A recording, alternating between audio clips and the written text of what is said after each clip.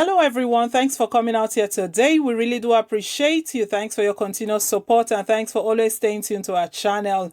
Yes, we are here to keep you updated with the latest and most reliable happenings in our country. The news we've got today is that there's trouble in Aso Villa as Buhari's personal assistant orders detention of Aisha's ADC. So right now there's a power tussle between Buhari's personal assistant and Aisha's ADC. We'll get more details in a moment. But before we do, guys, if you haven't yet subscribed to our channel, click on the subscribe button down below. And don't forget to give us a thumbs up, hit on the like button. It really does mean a lot to us.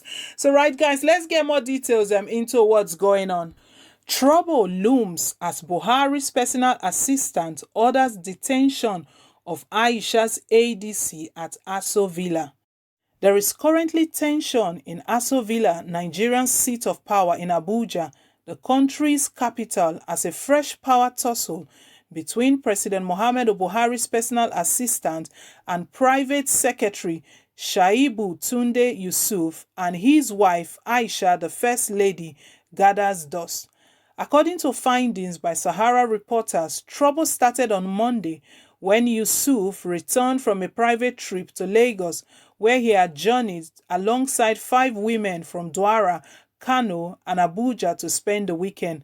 Upon his return to the villa, he was asked by President Buhari's aide-de-camp, Mohammed Lawal Abubakar, Chief Personal Security Officer Abdulkarim Dauda, to self-isolate in order to protect the president and the entire State House staff, since he had earlier met with recent contacts of late former Group Managing Director of the Nigerian National Petroleum Corporation, Mekanti Buru, who passed away recently from coronavirus-related complications. Worried that his presence could expose them to danger, the First Lady family intervened in the matter on Thursday. But rather than a solution being arrived at, things quickly spilled out of control after the security attached to the First Lady, Aisha Buhari, moved in and had Yusuf removed from the presidential villa.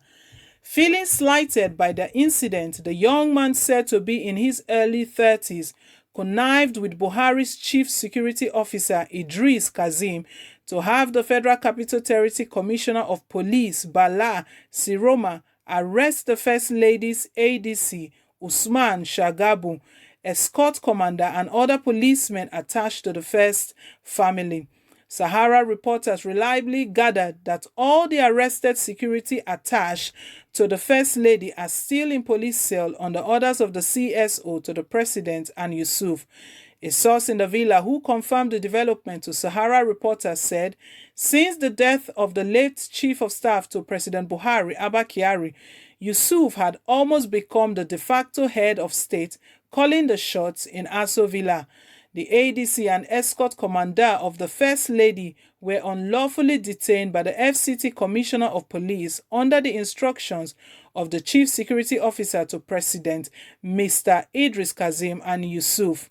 Yusuf, in flagrant disregard of the Quarantine Act signed by the president, which prohibited interstate travel, and in clear violation of the NCDC protocol and guidelines, traveled to Lagos and had seen visitors of more than 50 people every day against the advice of people he is working with.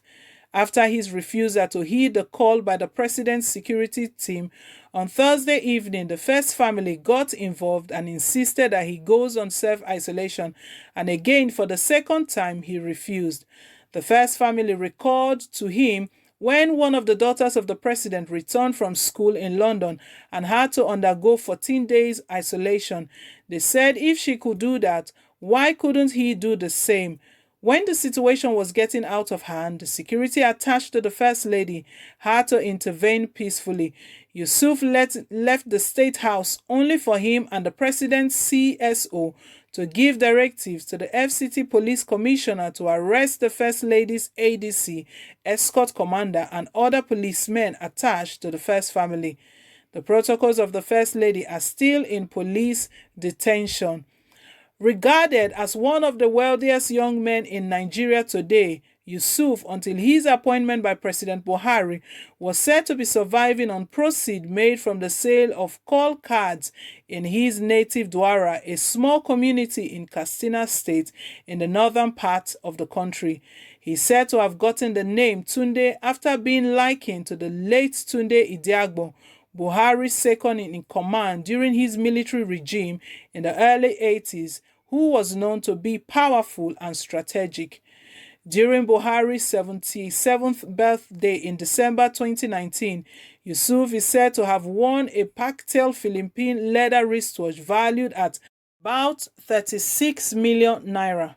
Presidency sources said that the young man had amassed so much wealth in a short space of time, and he had almost afforded anything money can buy these days, despite not from a wealthy background or having any known work history apart from serving in Buhari's government.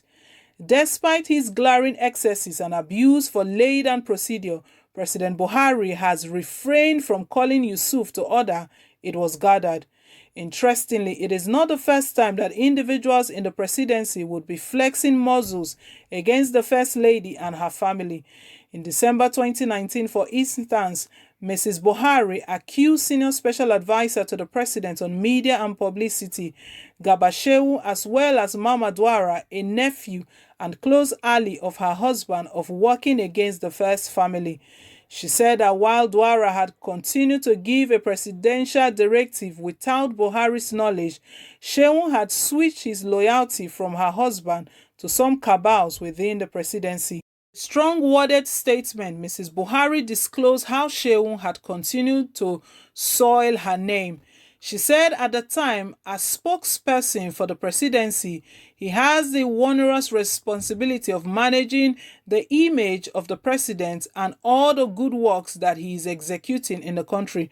Rather than face his responsibility squarely, he has shifted his loyalty from the president to others who have no stake in the compact that the president signed with Nigeria on May 29, 2015 and 2019.